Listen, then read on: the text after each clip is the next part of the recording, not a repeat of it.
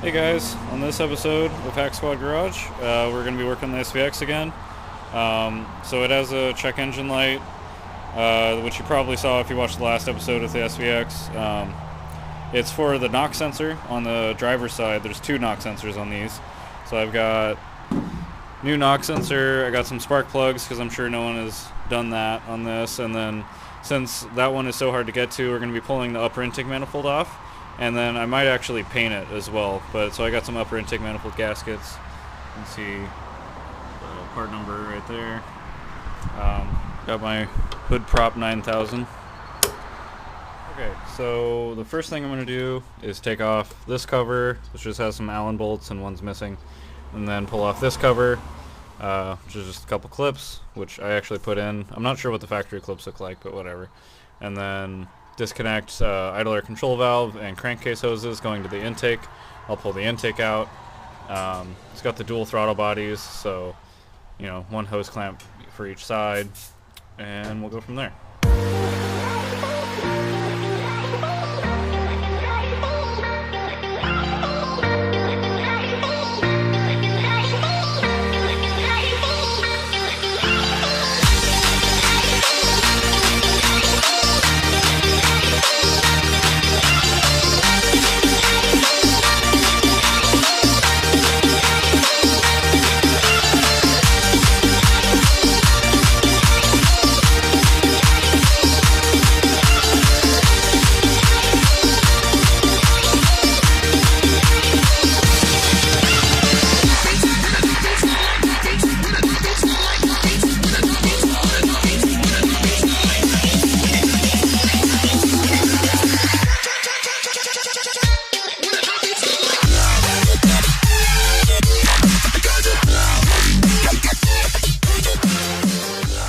Okay, I took off the fuel lines, which basically are very, very old and brittle.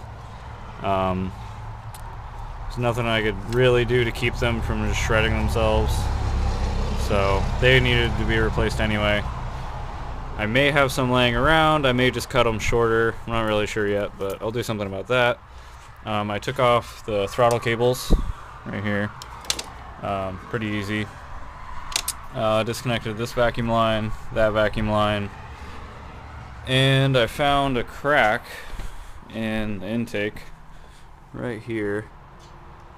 There's a crack right there. I don't know if you can see that. It just barely moves, so I'll probably clean that up and throw some JB weld on it, because it's not like I can actually, I guess I could plastic weld it. That might be an option, but I can't exactly get another one of these. Not easily, at least, so I'll see what I can do to fix that.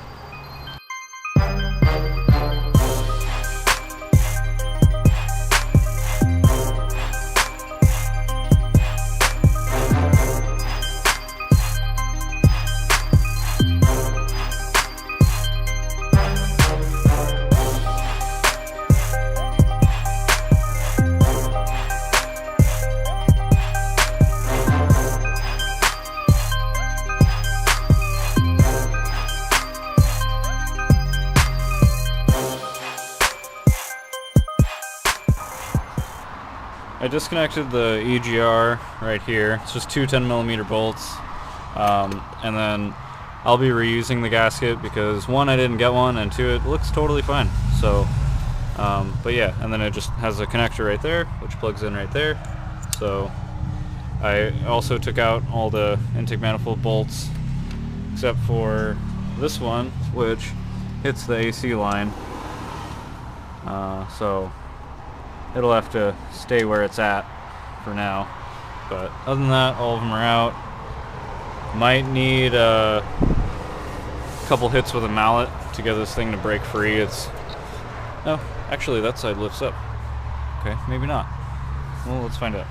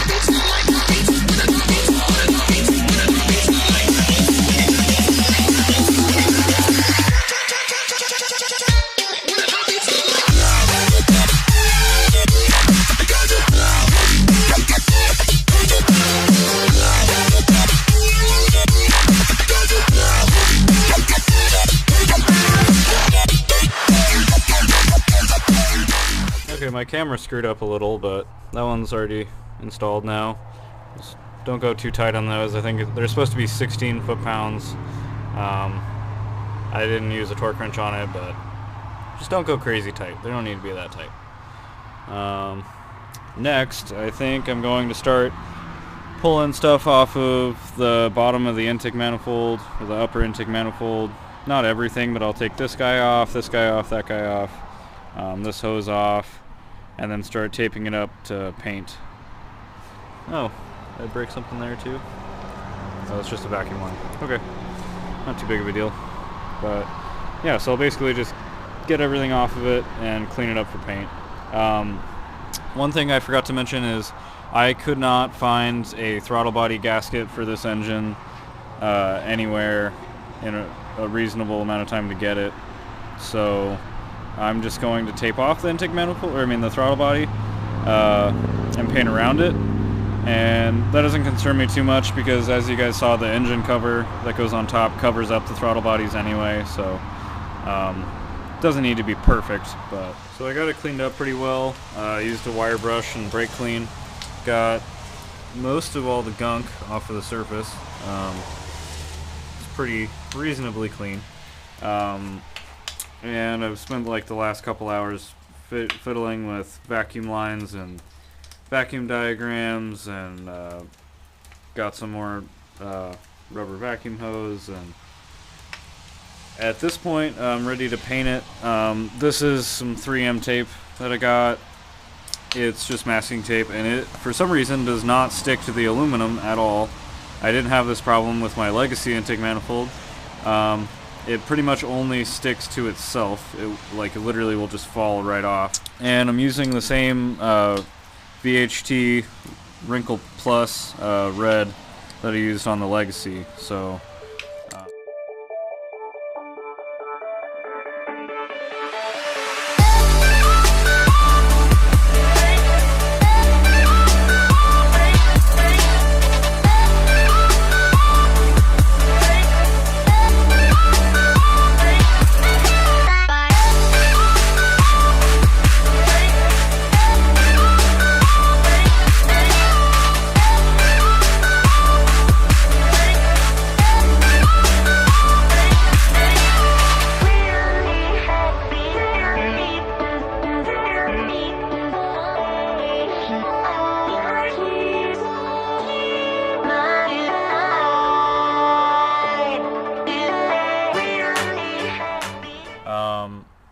I have it flipped over. I'm not going crazy on the paint on the bottom. I just want to cover up everything that you might see. I honestly don't care that much. Like with the Legacy manifold, I really made sure everything was perfect and removed absolutely everything. And I honestly just, it's not that big of a deal with this car, so I'm not too worried about it. If you don't like it, then go watch my Legacy video where I actually did a good job. But I've been basing off of this vacuum diagram. It's pretty simple, just going through and replaced all these vacuum lines, like these two. This one, that's the piece that I actually broke off. I just super glued it back on. That's for the purge control solenoid thing, so hopefully that stays not broken. This part will go up to through the middle of the intake manifold. And see, replace this one, that one, these two. So basically all that stuff is replaced except for, you know, hooking it up to the manifold when I put it back on. And then that check valve that broke, let's see, this check valve right here broke in two. I just went and got a generic one from O'Reilly's. It was like a couple dollars, real cheap.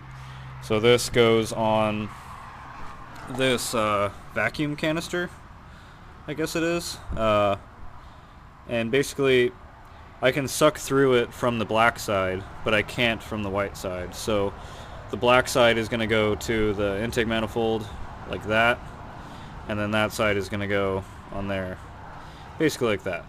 So and then this side should attach to I believe this one right here. Let's see. Yeah, see? So that'll go to that one right there. And pretty much done, so I'm getting ready to put the intake manifold back on. I'm gonna wrap this part in tape so that I don't scratch up the manifold when I put it back on. But yeah. Oh yeah, and the spark plugs that I got are apparently not the right spark plugs. I pulled one of them out, and they honestly don't look that old. I figured no one would have done them on this car, just because they're not easy, and this car hasn't been exactly well maintained, but they don't look too bad. They look relatively somewhat new, and these don't fit at all. They're the wrong size. The socket for them, which is this fatter socket, does not actually fit in the well inside in the head, so I can't actually thread them in. So I think I'll probably do those later on. I mean, it's not really any harder to do it later than it is to do it now, other than the fact that it's already, you know, sitting in the garage. So it's alright, I'll do that later.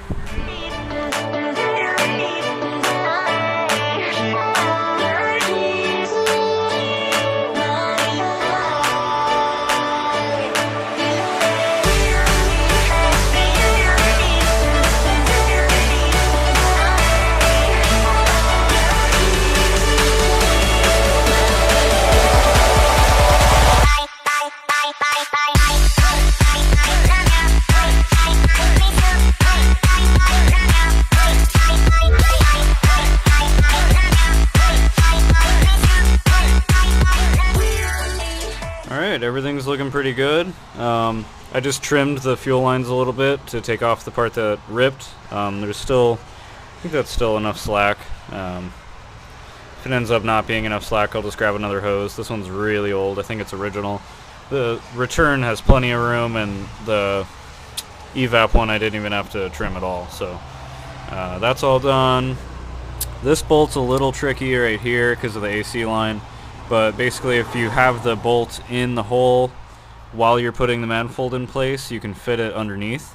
But the bolt has no room to actually come out, so you need to have the bolt kind of just sitting in the manifold, get it under there, and then get it to thread in, and you're good. And then there's this 14 here, and I went ahead and bolted all the fuel lines back to the manifold, so they're all secure. And got the throttle cables hooked up. I kind of meant to do that after I had the intake on, like this portion of the intake, but I forgot, so now I will have to deal with that. And that's good. I got, you know, coolant lines for the throttle body hooked back up. The idle air control valve way under here is plugged in. The vacuum lines are all hooked up, like this guy, and this one under there, and that check valve, and it's all pretty simple. Just go, hopefully you have that diagram. I even just Googled, before I saw that I had that on my hood, I just Googled SVX vacuum diagram, and I found that exact same picture. And so yeah, it was very useful. It has pretty much everything you need for doing something like this. So yeah, now I'm gonna come over here, and I'm gonna maybe plastic weld this crack shut right there. I don't know. I'm going to see if I can find the soldering iron and see if that works at all. If it doesn't work, I might just use some super glue or RTV or JB Weld or something like that. RTV is obviously not ideal for that, but maybe some super glue. I got some super glue, so let's see how that goes.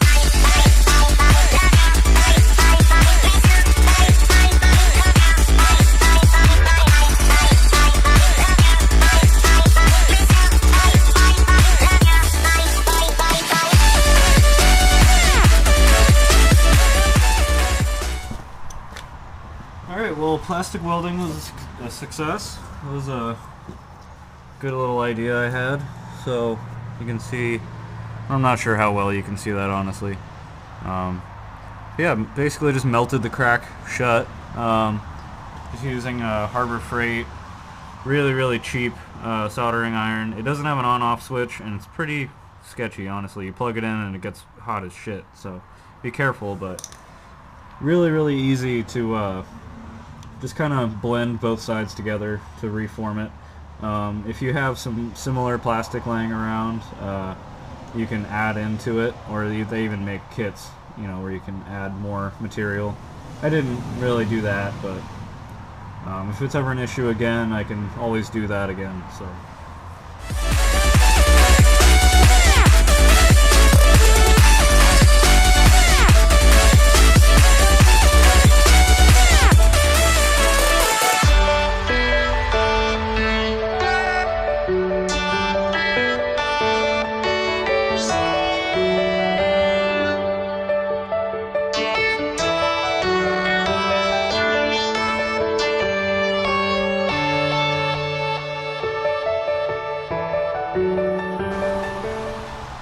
Alright, well, everything's on. I think it looks pretty nice for how few shits that I gave while painting it.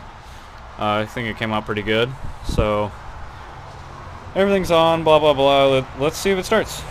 And more importantly, let's see if it has a check engine light when it starts. Because hopefully not. Let's see.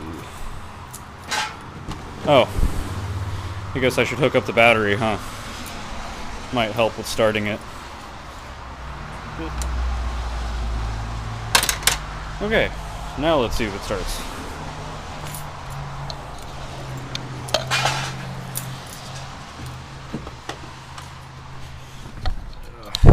Gonna have to prime it a couple times.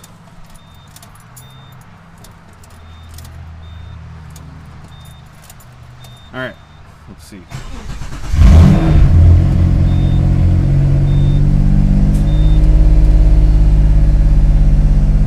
Well, nothing yet. Airbag light as usual. I'm not too worried about that.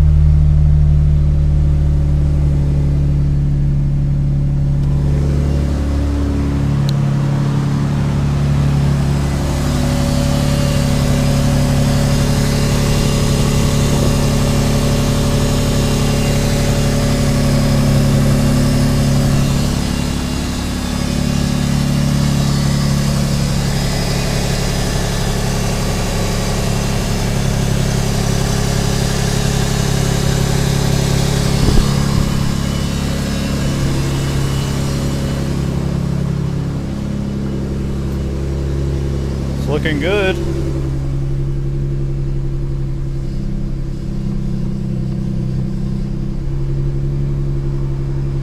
Okay, I've had it running for about 10 or 15 minutes now. It's pretty much up to operating temperature. Still no check engine light, which is a good sign. I'll go drive it and see if it comes on after that, but I think I'm gonna go ahead and wrap up this video now. Overall, I think it went well. I got it done in probably about a little over 24 hours.